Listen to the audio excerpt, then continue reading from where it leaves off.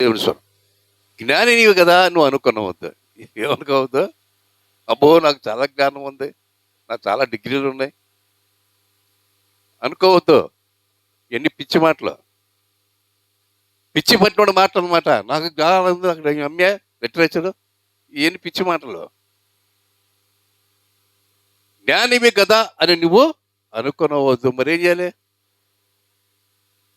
యెహోవా యందు నమ్మిక మాత్రం ఉంచు. ప్రభు మీద నమ్మిక మాత్రం ఉంచు. ఇది సింపుల్ భక్తి. నేర్చుకో. ఇంకేమి అక్కర్లా, వేరే ఏం అక్కర్లా. సింపుల్. ప్రభా ఇదిగో నేను నిన్ను నమ్ముతున్నాను, నాకు ఈ సహాయము నాకు దయచేయి. సింపుల్. ఇచ్చేస్తాడు ఆయన. ఇంక దాని గురించి పెద్ద ప్రయత్నం చేయక్కర్లా. అమ్మో చాలా ఉపవాసం ఉన్నానండి, చాలా గంట సేపు కూర్చున్నానండి, పిచ్చి మాటలు మాట్లాడద్దు. ఉంటే ఉండు, తప్పులేదు. దేవుడి చదువు గడవటం మంచిదే. Simple truth. నేను అడిగాను, ఆయన నాకు ఇచ్చాడు. నన్ను అడుగము, నీకు బూదిగంత స్వాస్థ్యంగా నేను నీకు దయచేసి వాగ్దానం చేశాడు. నీ చిన్న కార్యం నీవు ఎదురుతున్నావు, అది ఆయన ఇలీడా ఎక్కడుంది? అందుకని ప్రభు అన్నాడు, ఆమగింజంత విశ్వాసం ఉంటే ఏమన్నాడమ్మా, ఈ తీసి నువ్వు పో సముద్రంలో పడు, ఇక్కడ నాకు దారి అడ్డు ఉన్నావేంటి అనొచ్చు అంట. నీ దారికి అడ్డుగా ఉన్నటువంటి వారిని పో అని నువ్వు చెప్పగలుగుతావు. ఉండరు కాళ్ళు. కనుక ఇటువంటి భక్తి నీ జీవితానికి అవసరం. భక్తుడు నేర్చుకున్నాడు. ప్రభా ఇదిగో నాకు శక్తి లేనప్పుడు నేను నీవు చూడొచ్చట, నేను అనదొక్కుతున్నప్పుడు అనదొక్కే వారి చేతిలో నువ్వు కాపాడుతావట, ఇదిగో నా అవసరతల కొరకు నేను అటు ఇటు పోక్కర్లేదు, నీకు చూస్తే నాకు చాలంట. నేర్చుకున్నాడు. మరి భక్తి నేర్చుకోవటం అంటే ఏంటనుకుంటున్నారు? ఎక్కడెక్కడికి వెళ్ళి కూర్చొని మఠ వేసి కూర్చొని ధ్యానం చేయటం కాదు. ఏం నేర్చుకుంటున్నావు దేవుని దగ్గర? సింపుల్. బాబా నా అవసరం ఉంది, నాకు ఇస్తావా ఇవా? దెబ్బలాడలేవా దేవుడిని? ఏం ప్రార్థన చేస్తున్నావు నువ్వు? ఏం నేర్చుకుంటున్నావు? నాకు అవసరం ఉంది ప్రభా, నాకు ఇయే అని భక్తిని ఎందుకు కట్టుకోలేకపోతున్నావు?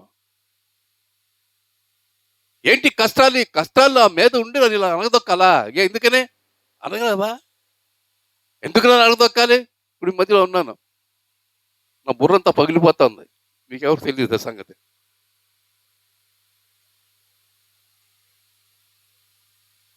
ఇదంతా కూడా అవుతుందా? చాలా పెయిన్ ఉంది. మాట్లాడుతూనే ఉన్నాను నేను. ఆ పెయిన్ నన్ను ఏం చేస్తుంది?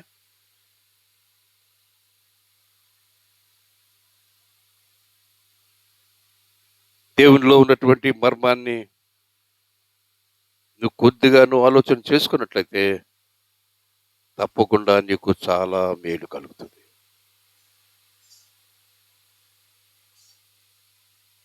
ఎప్పుడు కూడా ఇతరుల యొక్క పరుల యొక్క సహాయాన్ని కోరుకునే బుద్ధి అని ఉంటే బుద్ధిని వదిలేయి. ఏం బుద్ధి?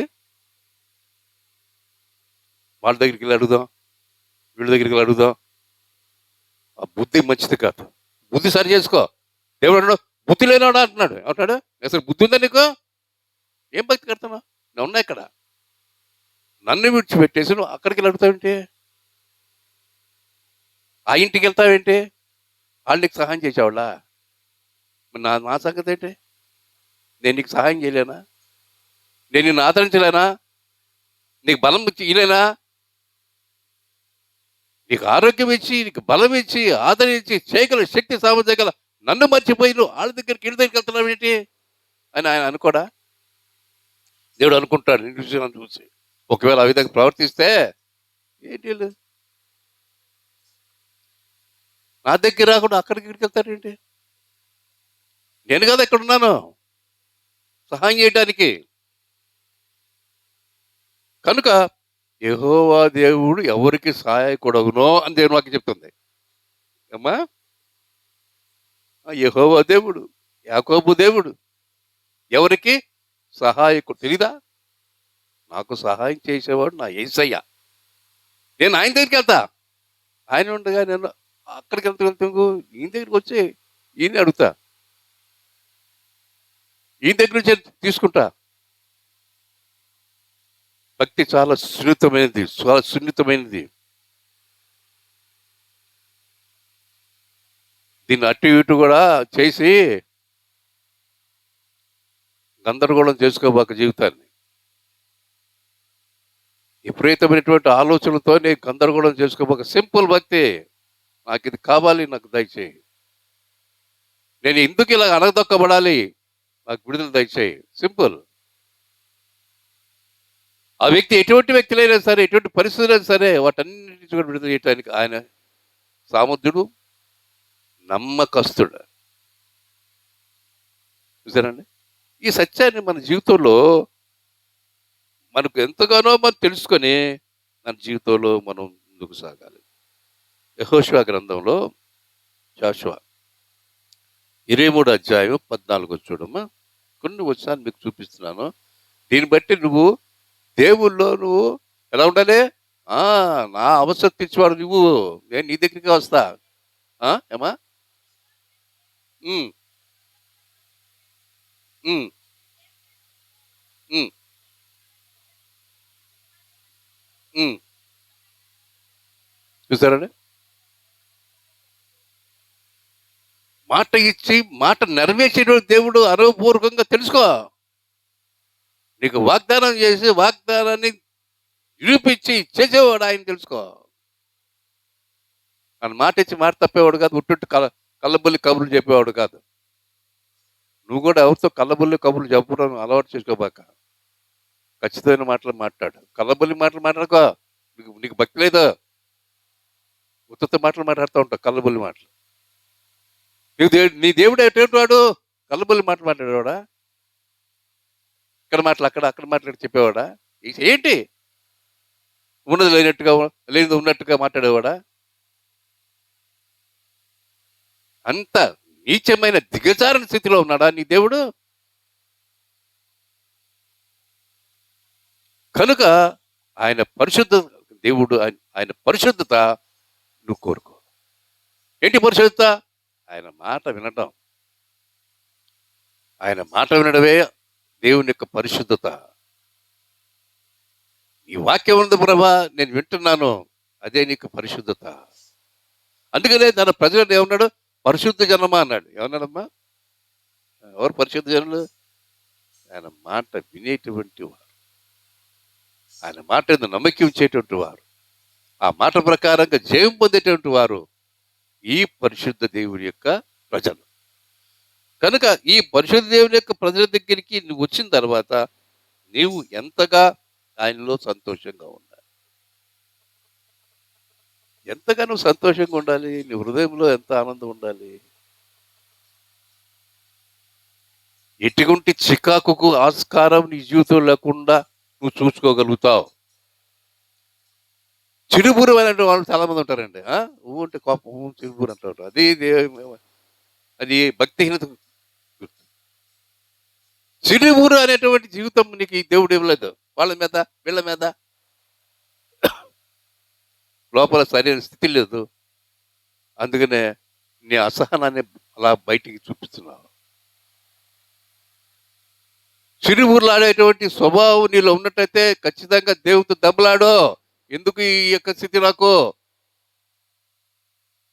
ఈ స్థితి నుంచి నాకు విడుదల కలిగి చేయి అని ప్రభువుని అడగటం అనేది కొంచెం మనం నేర్చుకోవాలి. కీర్తనలు రాగం చూసామా? ఈ వచనం చూసామా? 22వ కీర్తన 6వ వచనం. 22వ కీర్తన 6వ వచనంలో ఒక మాట. అమ్మా, నేను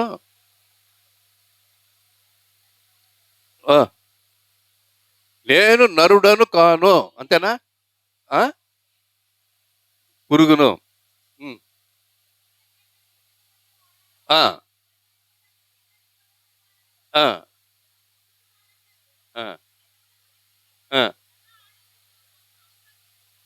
చూసారండి? ఏం దేవుడయ్యా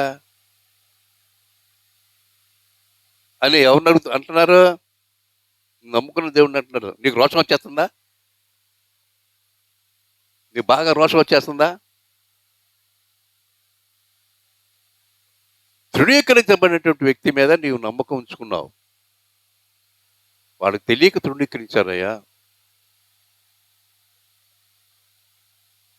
వాగ్దానం చేయబడినటువంటి ఆ దేవుడు, ఇదిగో ఆ మెస్సయ్య వస్తాడు అన్నటువంటి దేవుడు, మెస్సయ్య వచ్చిన తర్వాత మెస్సయ్యని గుర్తుపట్టలేకుండా ఆయన ఏం చేశారు? తృణీకరించారు.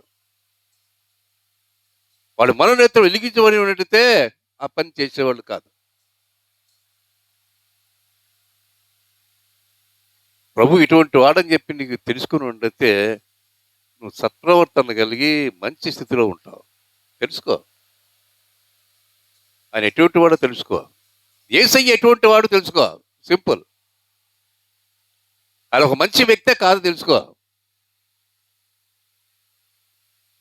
ఒక మంచి వ్యక్తి మంచిగా ఇస్తాడన్న సంగతి గ్రహించుకో.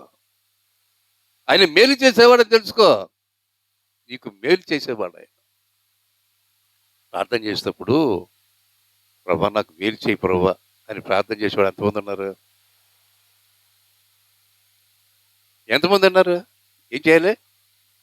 ప్రభా నాకు మేలు చేయి ప్రభా, నన్ను కాచి కాపాడు ప్రభా. ఇలాగ మనం ప్రార్థన చేసుకుంటే దేవుని కాపుదల నీ దగ్గర ఉంటుంది. నాకు మేలు చేయి ప్రభా. వ్యక్తులకు సహాయం నాకు అక్కర్లేదయ్యా, వాళ్ళు సహాయం కొద్దిపడుతుంది, దానివల్ల నాకు ఏం మైలు ఉండదు. నువ్వు నాకు మేలు చేయి, నాకు సహాయం చేయి. చాలా సింపుల్. ఎవరితో కూడా దెబ్బలాడక్కర్లా, ఏం చేయక్కర్లా. ప్రభు దగ్గర దెబ్బలాడు. ప్రభా నువ్వు నాకు మేలు చేయి, నువ్వు చేయవు అను, పర్లేదా? నువ్వు నాకెందుకు మేలు చేయవు, నాకెందుకు నువ్వు సహాయం చేయవు?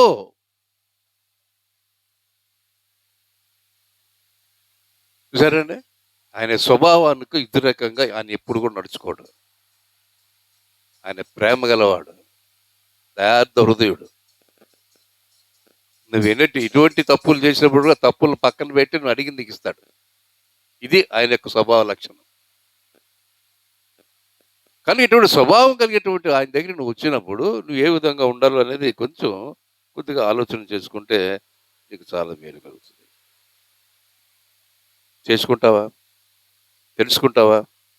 చూడండి, ఈ యొక్క వచనం చూస్తే కొద్దిగా 142 వచనం చూడమ్మా. 119 కీర్తనలో 142, నీ నీతి ఏదో ఒక్కరోజు 2 రోజులు ఉండదు కదా, సంవత్సరాంతం వరకు కూడా అలాగే ఉంటుంది. ఈరోజు నీ వాగ్దానం తీసుకుంటే వాగ్దానం ఈ రోజు వరకు కాదు, ఈ సంవత్సరం అంతా ఉంటుంది. నీ నీతి శాశ్వతమైనది, నీ ధర్మశాస్త్రం అంటే నీ మాట సత్యం. అంతే. తెలుసుకో, ఆయన మాట సత్యం తెలుసుకో. ఆయన మాట ఇచ్చాడంటే మాట తప్పకుండా చేస్తాడు. నువ్వు వాక్యాలు చదువుతుంటే ఆ వాక్యం, ఆ స్వరం నీతో మాట్లాడుతూ ఉంటే తప్పకుండా అంత నీతో మాట్లాడినట్టే, నీకు ఇచ్చినట్టే. ఇంకా అదే దీంట్లోనే 150 వచనం కూడా చూద్దామమ్మా. గట్టిగా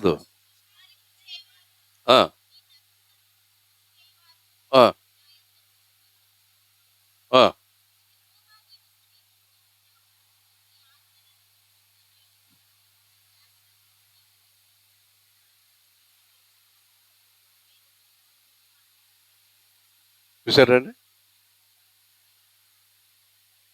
దేవుడు ఎల్లప్పుడు కూడా దుష్టులు దుర్మార్గుల దగ్గర ఉన్నారు అనుకోబాక, దేవుడు దగ్గర ఉన్నారు తెలుసుకో. నీకు సమీపంగా దేవుడు వస్తున్నాడు, సమీపంగా వస్తున్నాడు, సమీపంగా వస్తున్నాడు. ఏ సమస్య అయితే నువ్వు ఎదుర్కొంటున్నావో ఆ సమస్య దగ్గరికి సమీపంగా వస్తున్నాడు. నీట్లో ఎటువంటి సందేహం అక్కర్లేదు, నీకు ఎటువంటి అనుమానం అక్కర్లేదు. ఎవరు వస్తున్నారు? యాకోబు దేవుడు వస్తున్నాడు. ఎవరు వస్తున్నారు? యాకోబు దేవుడు వస్తున్నారు. ఎవరికి యాకోబు దేవుడు సహాయకుడో సహాయం చేయటానికి వస్తున్నాడో, ఆ సహాయకుడు నీకున్న సమస్య దగ్గరికి వస్తున్నాడు. 160 వచనం కూడా చదవమ్మా. 160 ఆ! 160 మాట వచనం. నీ వాక్యం యొక్క సారాంశము సత్యము. నీతో మాట్లాడుతున్నాడు, వాక్యం మాట్లాడుతుంది నీతో. నువ్వు బైబిల్ చదువుకుంటున్నావు, వాక్యం చదువుకుంటున్నావు, వాక్యం నీతో మాట్లాడుతుంది. వాక్యం సత్యం.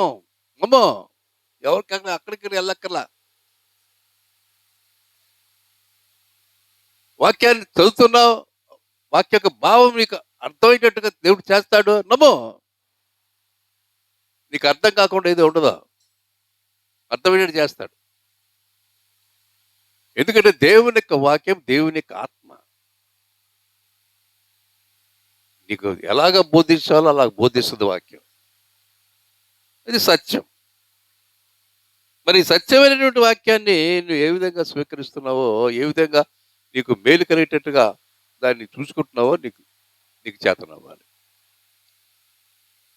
దేవుడు మాట్లాడుతూ ఉంటే ఏదో మాట్లాడుతున్నాడు, పిచ్చి అనుకుంటున్నావా?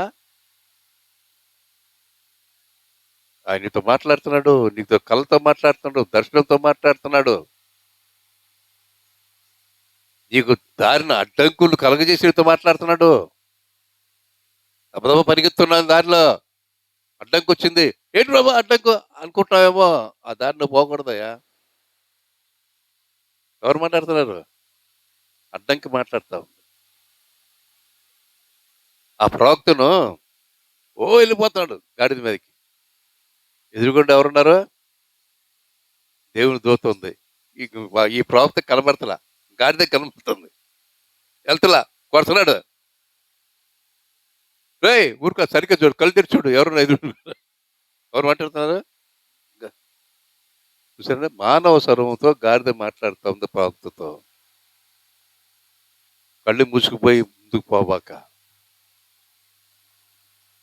నేను చెప్పిన మాట నా భార్య ఆయన మాట నేను అనుకుంటారు చాలా మంది కూడా. అనుకుంటారా? అనుకుంటారు. ఎవరు మాట వినాలి? నువ్వు దేవుని మాట వినాలి. ఆ మాటలు నీ భార్య గారు వస్తే తప్పకుండా వినాల్సిందే. ఆ మాట నేను విన్నా, ఆమె అంటే ఉసే ఇచ్చే అంటావు నువ్వు. చాలా దుర్మార్గుడు నువ్వు. ఏమంటావు నీ భార్యనే? ఉసేవు అంటావు. ఇవే ఎక్కడో ఎక్కడ తెచ్చావు అంటారు. ఈ చౌకగారు మాటలన్నీ మాట్లాడు చౌకవారు మనుషులు, ఆత్మీయత లేనటువంటి వాడు. ఎంత చౌకవారు మనుషు అంటే అంత చౌకగారు మాటలు నిన్నట్లోంచి వస్తాయి. అటు మాటలు మాట్లాడకూడదు. నీకు సరైన జ్ఞానం కలగటానికి నీ భార్య యొక్క మాటలు నీకు చాలా ఉపయోగపడతాయి. ఏ పనుల మీద ఉంటావు, ఆయన సమయము ఉండడానికి చక్కగా ప్రార్థన చేసుకుంటే దేవుని యొక్క సన్నిధి కలిగి ఉంటుంది. ఆ మాటలు చెప్పినప్పుడు ఇక అది మేలుకరంగా ఉంటుంది. ఈ సత్యాన్ని గ్రహించరు. నువ్వు నేను నేను పెద్ద, నువ్వు పెద్ద, ఎవరికి పెద్ద నువ్వు?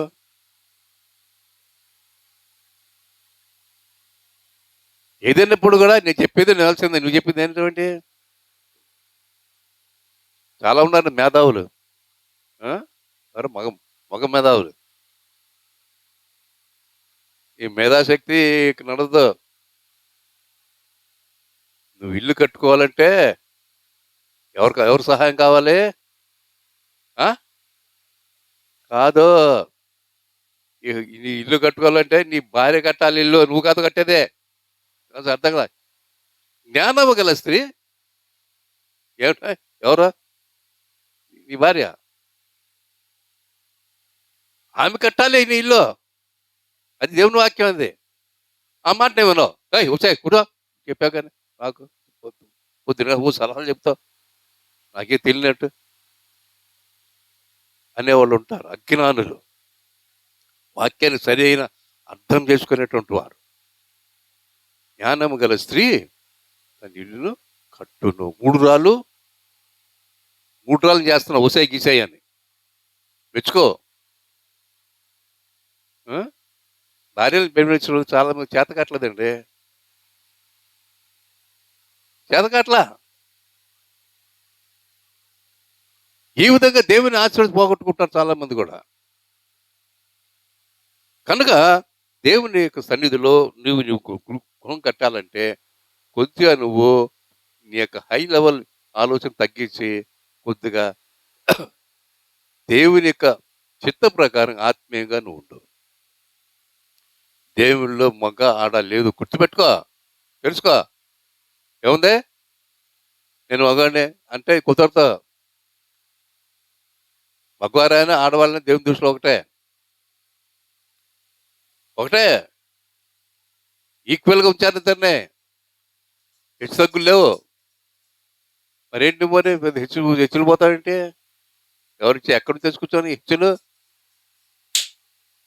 చాలా మంది హెచ్చు డబాయి వాడు డమ్మంతో కూడా మాట్లాడి కుటుంబాన్ని ఏం చేస్తారంటే దేవుని ఆశీర్వాదం దూరంగా ఉంచుకుంటున్నారు.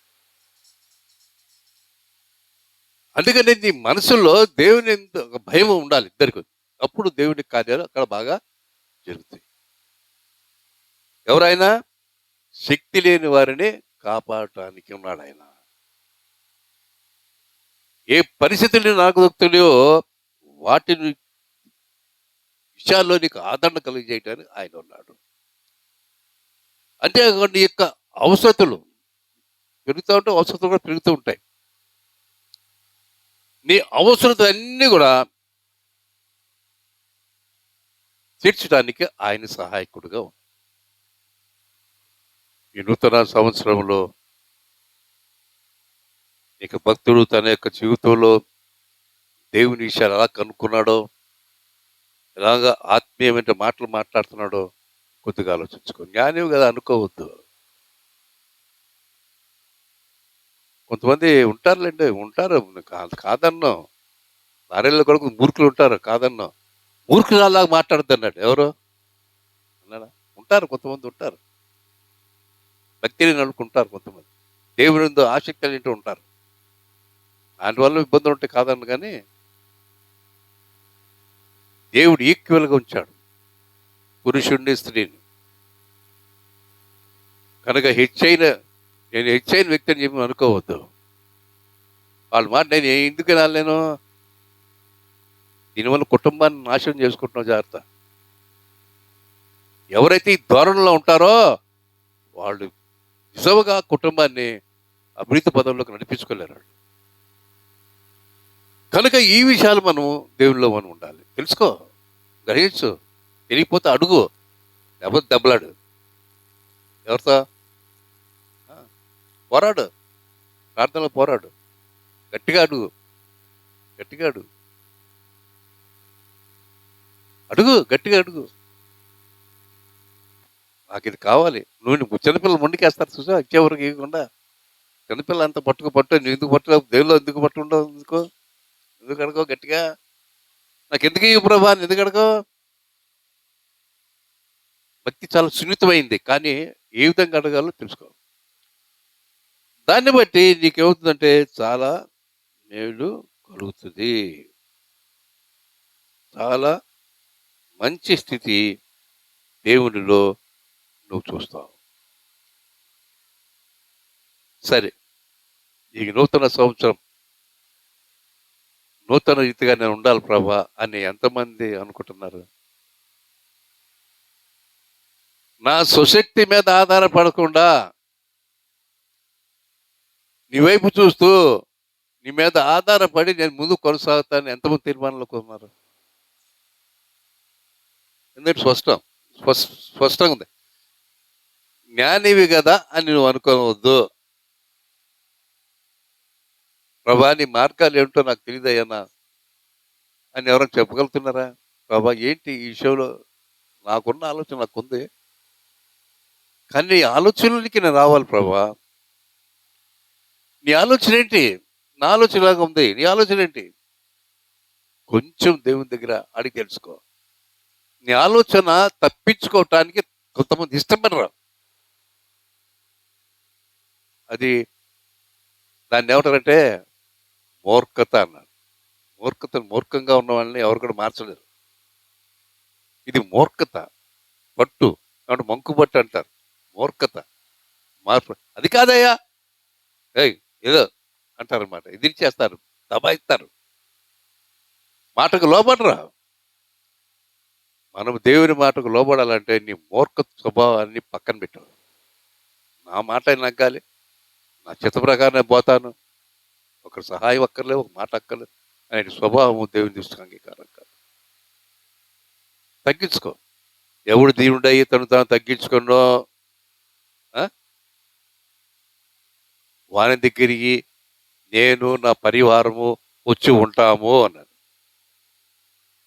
ఆయన వస్తాడు, ఆయనతో పాటు ఆయన దూతలు కూడా వస్తాయి. అందరూ ఉంటారు, వచ్చేసి ఇంట్లో కూర్చుంటారు. నీ నీ ఇల్లు ఎంత బంగారం అయిపోద్దా ఎవరు వచ్చుంటే? యేసయ్య ఆయన పరివారం ఇంట్లోకి వస్తే అనుకుంటున్నావా, కోరుకుంటున్నావా? పోనీ నువ్వు అసలు కోరుకుంటున్నావా? ప్రభా నువ్వు నా ఇంట్లోకి రాయి అని అడుగుతున్నావా? నీవు నీ పరివారానికి ఎప్పుడు కూడా నేను ఆహ్వానిస్తానయ్యా, నీ తలుపులు తెరిచే ఉంచుతా అనుకుంటున్నావా? ఎప్పుడైనా అన్నావా? ఎప్పుడైనా? మరి వచ్చాడా? అనుకున్న బాగానే ఉంది, వచ్చాడా?